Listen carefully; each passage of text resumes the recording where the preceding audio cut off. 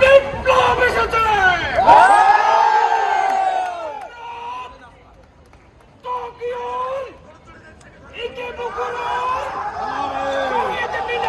সামনে থেকে বলতে চাই, আজকে বাংলাদেশে দ্বিতীয়বারের মতো মুক্তিযুদ্ধে আমরা বিজয়ী হয়েছি।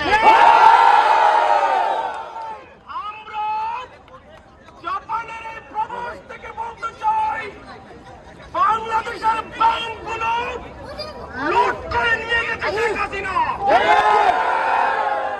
আগামীকালকে দেখেন বাংলাদেশের ব্যাংকগুলো রেমিটেন্স যোদ্ধাদের টাকা দিয়ে ভরিয়ে দেওয়া।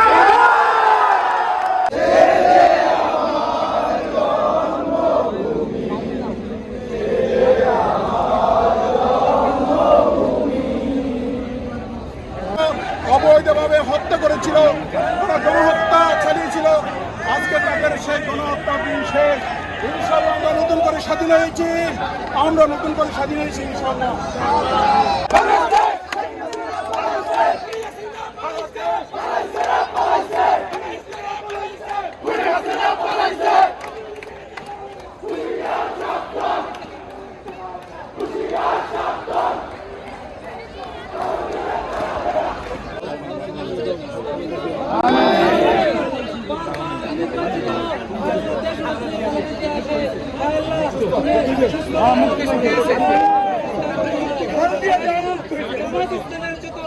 নেতৃত্বকে আল্লাহ ফাঁসি দেওয়া হয়েছে, আল্লাহ তুমি তাদেরকে শহীদ হিসাবে কবুল করো।